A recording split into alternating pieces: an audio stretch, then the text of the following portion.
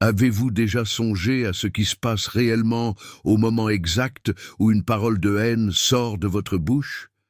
Je ne parle pas seulement de ce que ressent la personne en face de vous. Je parle de ce qui se passe dans les domaines invisibles, de ce qui se meut dans les dimensions spirituelles que vous ne voyez pas, de ce qui est enregistré devant le trône de Dieu. Saint Thomas d'Aquin, le docteur angélique, celui qui conversait avec les anges et pénétrait les mystères les plus profonds de la création, a laissé des révélations qui vous feront repenser chaque parole que vous avez dite. Et ce qu'il décrit est terrifiant, car lorsque vous insultez quelqu'un, vous n'offensez pas seulement une créature, vous profanez une image, l'image de Dieu, et les conséquences de cela résonnent d'une manière que vous n'auriez jamais imaginée.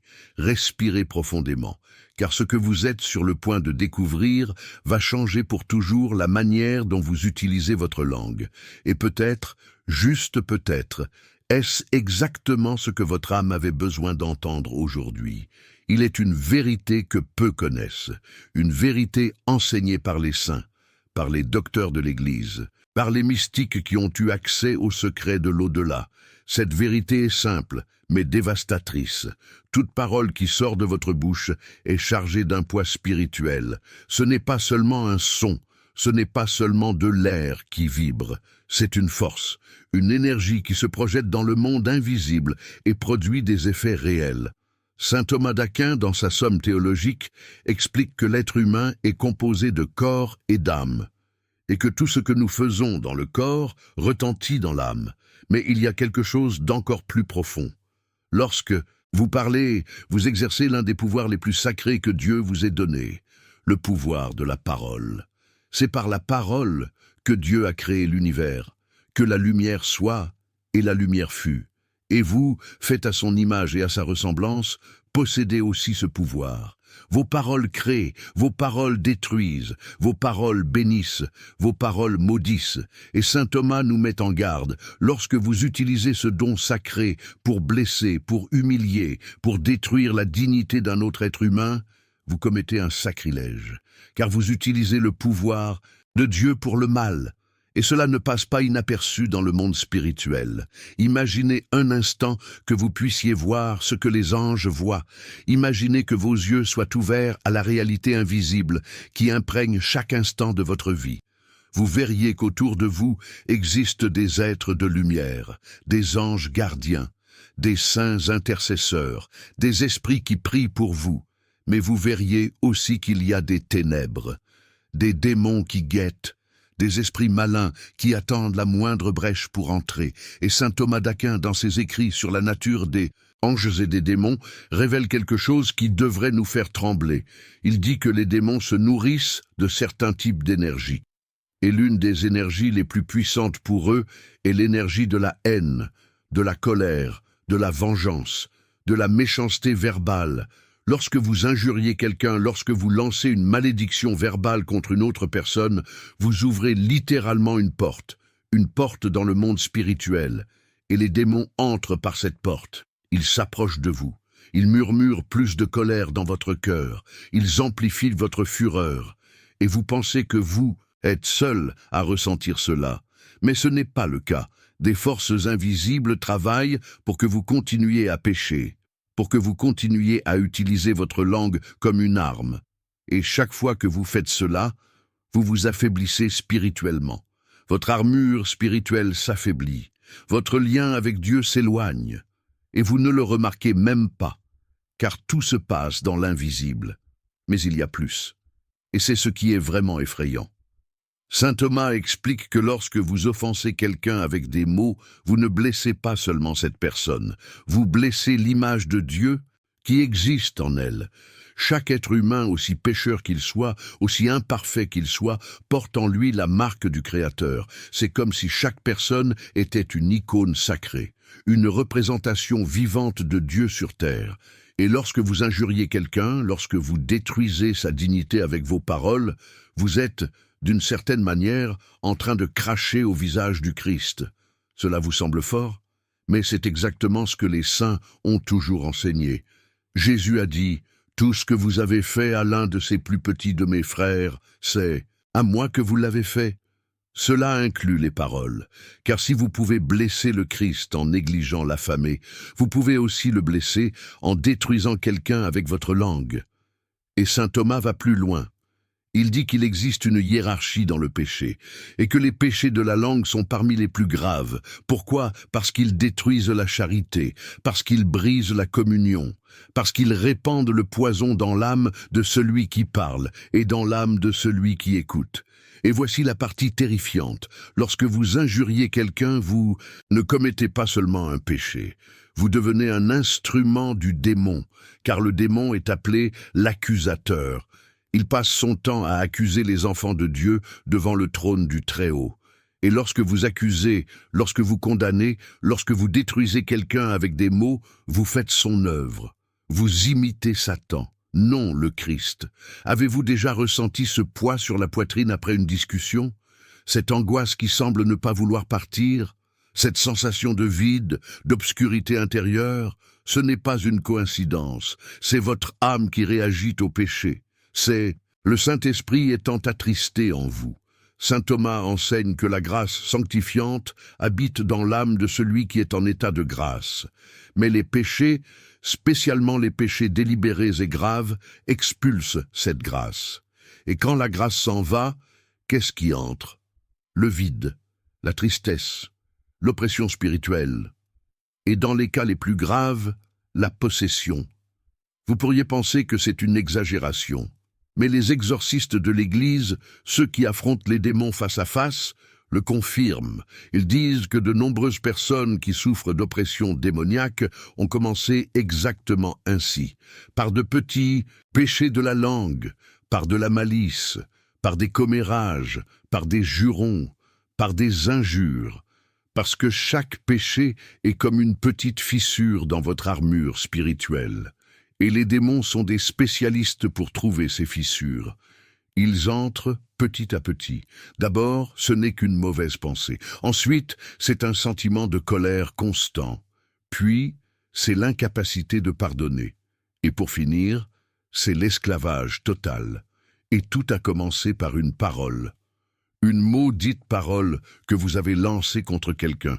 Mais allons encore plus loin, car il y a quelque chose que saint Thomas d'Aquin révèle et que peu de catholiques connaissent. Il parle du jugement particulier, ce moment juste après la mort, lorsque l'âme comparaît devant Dieu. À ce moment, selon les saints et docteurs de l'Église, toute la vie de la personne est passée en revue. Chaque pensée, chaque action, chaque parole. Et saint Thomas dit que de nombreuses âmes s'étonnent de découvrir combien de péchés elles ont commis avec la langue. Car pendant leur vie, elles n'y ont pas accordé d'importance. Elles pensaient qu'injurier était normal, que médire d'autrui était acceptable, que d'utiliser des mots durs était un simple défouloir. Mais devant la lumière divine, devant la vérité absolue, ces âmes voient les ravages qu'elles ont causés, elles voient les blessures qu'elles ont ouvertes dans les cœurs d'autrui. Elles voient les personnes qu'elles ont menées au désespoir à cause d'une parole cruelle. Elles voient les relations qu'elles ont détruites, les amitiés qu'elles ont ruinées, les enfants qu'elles ont marqués, les conjoints qu'elles ont humiliés, et elles voient quelque chose d'encore plus terrible. Elles voient que certaines personnes, à cause de leurs paroles, se sont éloignées de Dieu. Elles ont perdu la foi. Elles sont tombées dans le désespoir. Et peut-être même sont-elles perdues éternellement. Et à ce moment-là, devant le trône du juge éternel, ces âmes comprennent. Elles comprennent qu'elles seront tenues responsables pour chaque parole. Comme le Christ lui-même l'a dit, « De toute parole inutile que les hommes diront, ils en rendront compte au jour du jugement. » Et si nous devons rendre des comptes pour les paroles inutiles, que dire des paroles malveillantes, des paroles empoisonnées, des paroles assassines? Il y a des récits de saints qui ont eu des visions du purgatoire. Sainte Faustine, Sainte Catherine de Sienne, Saint Jean-Marie Vianney, le curé d'Ars. Et tous décrivent des âmes qui souffrent intensément à cause des péchés de la langue. Sainte Faustine décrit dans son journal une vision terrifiante. Elle a vu des âmes dont les langues semblaient brûler dans le feu, des âmes qui criaient de douleur, des âmes qui imploraient miséricorde. Et quand elle a demandé à l'ange qui l'accompagnait quel était le péché de ces âmes, il a répondu, « Ce sont les âmes qui ont blessé leurs frères par des paroles. Elles ont semé la discorde, elles ont détruit des réputations, elles ont blasphémé contre Dieu et contre ses saints. Et maintenant elles purgent ce péché par une souffrance indescriptible. Parce que tout ce qui a été fait doit être réparé, toute injustice doit être payée, toute blessure doit être guérie. Et si elle n'a pas été guérie ici sur terre, par le repentir, la confession et la réparation, elle le sera dans l'au-delà, par la souffrance, par la purification par le feu, jusqu'à ce que l'âme soit complètement pure, complètement sainte, prête à entrer en présence de Dieu. Et vous vous demandez peut-être, mais je ne jure pas tant que... Ça, je ne suis pas une mauvaise personne. Je vais à la messe, je récite le chapelet, et c'est merveilleux, vraiment merveilleux. Mais saint Thomas nous alerte sur quelque chose de subtil, quelque chose qui peut être en train de détruire votre vie spirituelle sans que vous vous en rendiez compte. Il dit qu'il existe des péchés par action et des péchés par omission. Vous ne jurez peut-être pas directement, mais riez-vous quand quelqu'un jure? Êtes-vous d'accord quand quelqu'un dit du mal d'une autre personne? Vous taisez-vous quand vous devriez défendre l'innocent? Participez-vous à des conversations où le prochain est mis en pièces? Car tout cela est aussi un péché. Tout cela ouvre aussi des portes spirituelles. Tout cela attire aussi des démons. Et vous pourriez penser que vous êtes protégé parce que ce n'est pas vous qui parlez. Mais votre complicité, votre silence, votre rire, tout cela compte. Tout cela sera pesé dans la balance divine. Et il se peut que vous découvriez, trop tard, que ces moments où vous avez trouvé amusant que quelqu'un soit humilié, ces moments où vous vous êtes amusé du malheur d'autrui, ces moments où vous avez soutenu la médisance par votre silence, furent des moments où vous avez trahi le Christ. Mais il y a de l'espoir, il y a toujours de l'espoir, parce que Dieu est miséricordieux, parce que le Christ est mort pour nous sauver de nos péchés, parce que son sang purifie toute tâche. Et saint Thomas d'Aquin, après nous avoir montré la gravité du péché, nous montre aussi le chemin de la guérison, le chemin de la restauration. Le premier pas est la reconnaissance. Vous devez reconnaître que vous avez fait une erreur, que vous avez blessé, que vous avez péché. Il ne sert à rien de justifier, il ne sert à rien de dire que la personne l'a mérité, il ne sert à rien d'alléguer que vous étiez en colère. Dieu n'accepte pas les excuses, il accepte le repentir. Et le vrai repentir commence quand vous vous regardez et dites « J'ai péché, j'ai blessé mon frère, j'ai offensé Dieu, et j'ai besoin de pardon. » C'est le début. Mais cela ne peut pas s'arrêter là. Saint Thomas dit que le repentir doit être accompagné de la confession. Vous devez apporter ce péché au sacrement de la réconciliation. Vous devez ouvrir votre cœur devant le prêtre, raconter vos fautes, exposer vos blessures et recevoir l'absolution. Car c'est là, dans le confessionnal, que le sang du Christ est répandu sur vous de manière sacramentelle. C'est là que les démons sont chassés. C'est là que les portes spirituelles sont fermées. C'est là que la grâce revient habiter en vous. Mais il y a encore un troisième pas. Et c'est le plus difficile, la réparation. Si vous avez blessé quelqu'un par des paroles, vous devez réparer. Vous devez demander pardon à cette personne. Il ne suffit pas de se confesser à Dieu et de penser que tout est résolu, car la blessure que vous avez causée dans le cœur de votre frère est toujours là. Et Dieu attend que vous ayez le courage d'aller voir cette personne et de dire « Pardonne-moi, j'avais tort, je t'ai blessé et je le regrette. » C'est de l'humilité, c'est de la sainteté, c'est imiter le Christ qui s'est humilié jusqu'à la mort sur la croix. Et quand vous faites cela, quelque chose de puissant se produit dans le monde, spirituel. Les anges se réjouissent, le ciel exulte et les chaînes de l'enfer sont brisées parce que vous venez de faire la chose la plus difficile qu'un être humain puisse faire. Vous êtes mort à votre orgueil, vous avez crucifié votre ego et avez permis au Christ de vivre en vous. Saint Thomas d'Aquin raconte dans ses écrits l'histoire d'un moine qui luttait constamment avec le péché de la langue. Il passait son temps à insulter les frères du monastère. Il prononçait des paroles dures. Il créait des divisions. Et un certain jour, après une autre discussion terrible, il est allé dans sa chambre et est tombé à genoux. Et il s'est écrié vers Dieu, « Seigneur, pourquoi ne puis-je pas contrôler ma langue? Pourquoi ces mots sortent-ils de moi ?» Et cette nuit-là, il a eu une vision. Il a vu un démon à côté de son lit. Un démon horrible, avec des griffes acérées. Et le démon tenait sa langue, la tenant physiquement, comme s'il en avait le contrôle. Et le moine a compris. Il a compris qu'il avait donné tant d'espace au péché, que le démon avait littéralement pris le contrôle de sa langue. Terrifié, il a couru jusqu'à la chapelle. Il s'est prosterné devant le très saint sacrement. Et il est resté là toute la nuit, implorant la libération. Et quand l'aube s'est levée, il est allé voir chaque frère qu'il avait offensé. Il s'est agenouillé devant chacun. Il a baisé les pieds de chacun et a demandé pardon.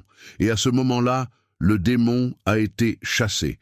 Il n'a plus jamais eu de problème avec sa langue, parce qu'il avait fermé la porte.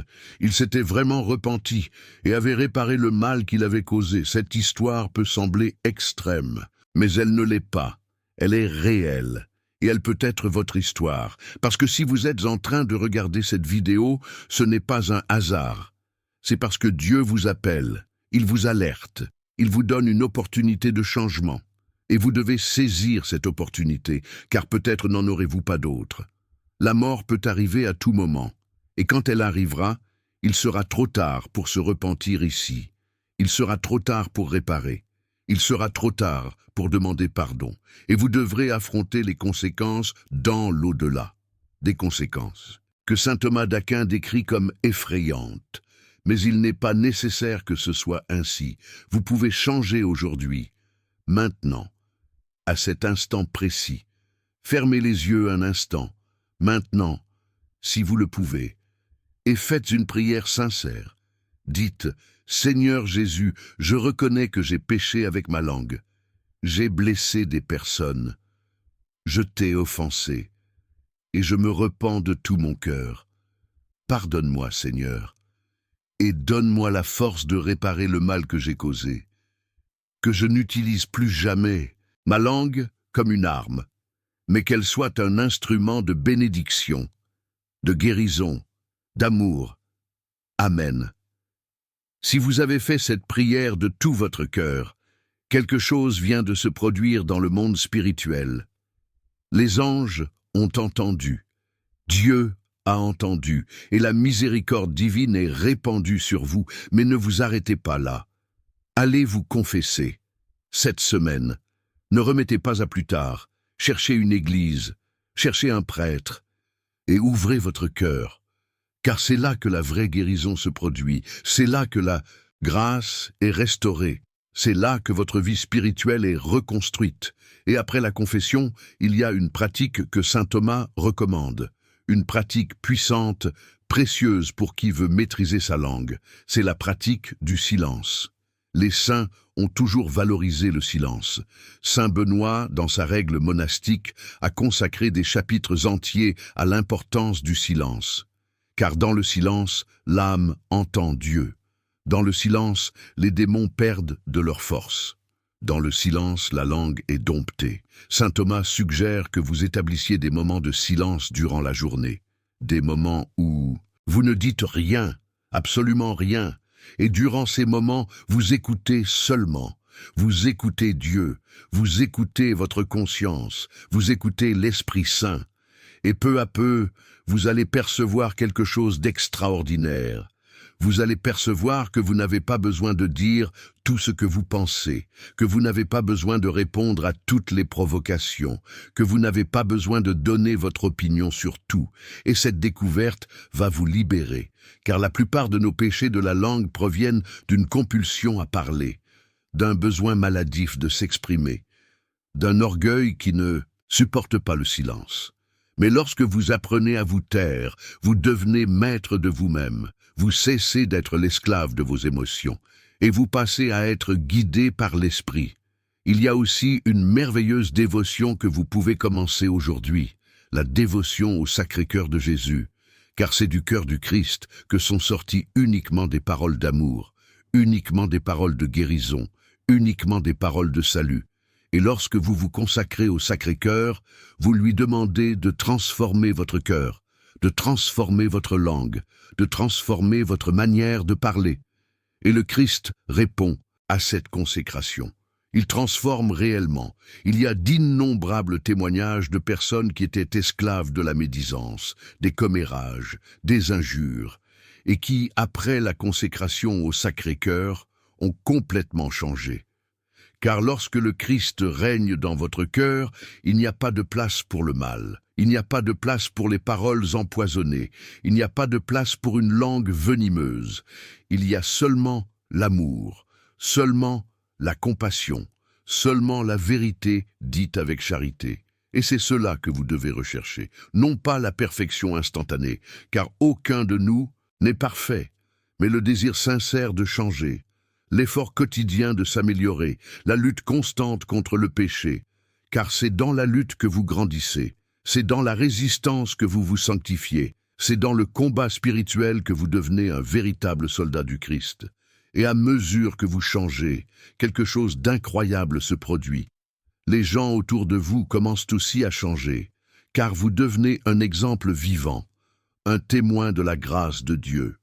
Et quand les gens voient que vous, qui auparavant injuriez, qui auparavant juriez, qui auparavant détruisiez par vos paroles, parlez maintenant avec douceur, avec patience, avec amour, ils veulent savoir ce qui s'est passé. Ils veulent connaître le secret, et vous pouvez dire, c'est le Christ, c'est la confession, c'est la grâce de Dieu. Et peut-être, juste peut-être, serez-vous l'instrument que Dieu utilisera pour sauver cette âme, pour toucher ce cœur, pour ramener cette personne à l'Église. Car le monde est rempli de paroles de haine, le monde est saturé d'offenses, le monde est noyé dans la méchanceté verbale. Et lorsque vous choisissez d'être différent, lorsque vous choisissez de ne parler que ce qui édifie, que ce qui guérit, que ce qui sauve, vous devenez lumière au milieu des ténèbres. Vous devenez le sel qui donne de la saveur. Vous devenez ce que le Christ vous a appelé à être, une ville bâtie sur la montagne qui ne peut être cachée. Et maintenant, permettez-moi de partager quelque chose de très personnel, quelque chose que vous avez peut-être besoin d'entendre.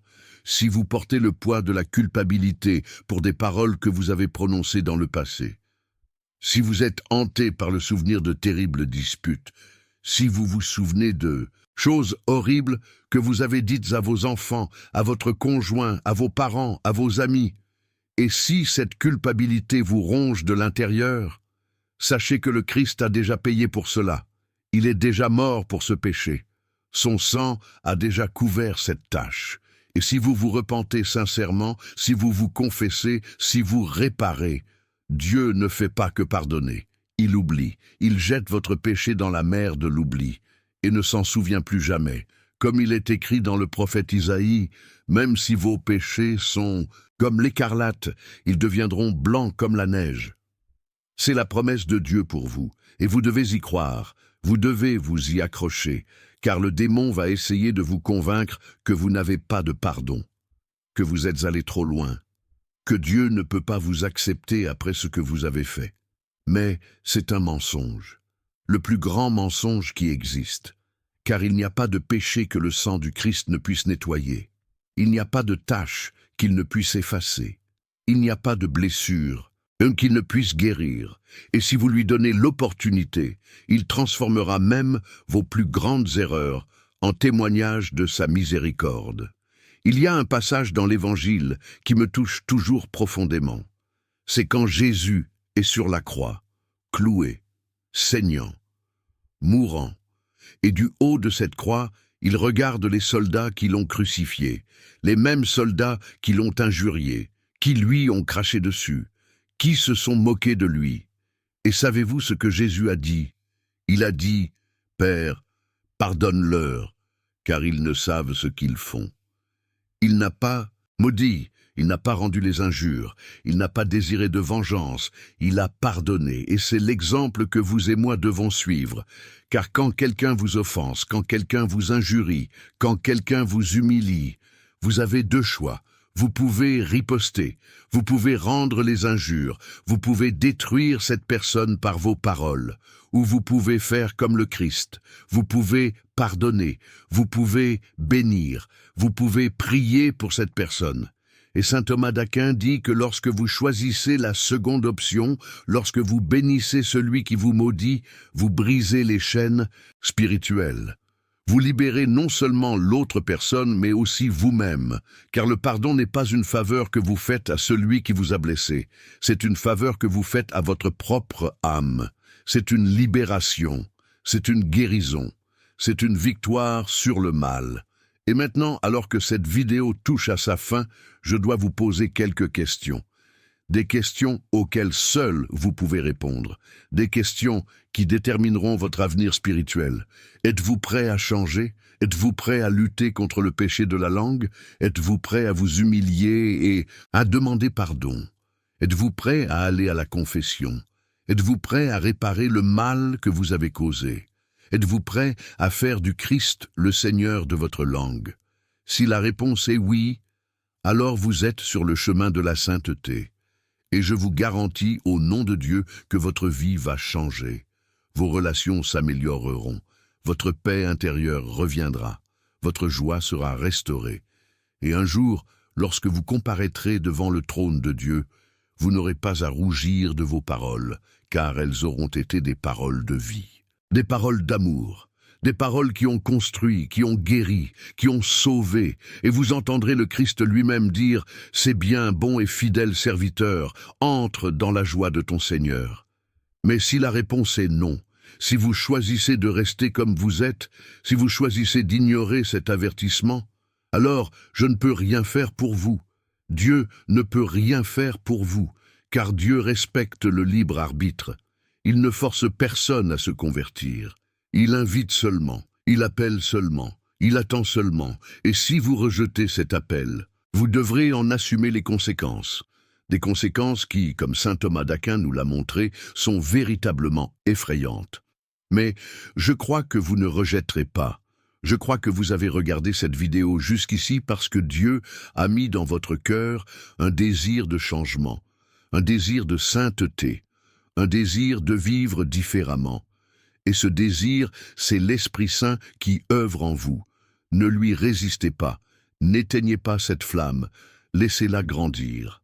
Laissez-la vous transformer, laissez-la faire de vous une nouvelle créature. Avant de conclure, je veux que vous sachiez une dernière chose. Vous n'êtes pas seul sur ce chemin. L'Église tout entière est avec vous. Les saints intercèdent pour vous. La Vierge Marie, Mère de miséricorde, prie pour vous. Et le Christ lui-même est à vos côtés, attendant de vous aider. Tout ce que vous avez à faire, c'est demander. Demandez avec humilité, demandez avec sincérité, demandez avec foi. Et il répondra. Il répond toujours. Peut-être pas de la manière que vous espérez, peut-être pas au moment que vous souhaiteriez, mais il répondra. Car il a promis, demandez et l'on vous donnera, cherchez et vous trouverez, frappez et l'on vous ouvrira. Cette promesse est pour vous, aujourd'hui, maintenant, en ce moment même, et je vous invite à commencer, pas demain, pas la semaine prochaine, mais maintenant. Faites une prière sincère, demandez pardon à Dieu, engagez-vous à changer, et allez vers la première personne à qui vous devez demander pardon, peu importe la difficulté, peu importe ce que cela coûte à votre orgueil, faites-le. Car c'est ainsi que se brisent les chaînes de l'enfer, c'est ainsi que l'on chasse les démons, c'est ainsi que l'on conquiert la sainteté, que Dieu vous bénisse, que la Vierge Marie vous protège, que saint Thomas d'Aquin intercède pour vous, et que vous n'utilisiez plus jamais votre langue pour détruire, mais toujours pour édifier, toujours pour guérir, toujours pour sauver, au nom du Père, du Fils et du Saint-Esprit. Amen. Et maintenant, ne manquez pas notre prochaine vidéo qui apparaît sur votre écran, où nous allons révéler ce que sainte Faustine a vu sur les âmes qui ne pardonnent pas, une révélation qui transformera à jamais votre perception du pardon. Cliquez sur la vignette maintenant et préparez votre cœur à découvrir une vérité que peu connaissent. Que Dieu continue de vous bénir dans votre cheminement. 2 fois, à bientôt.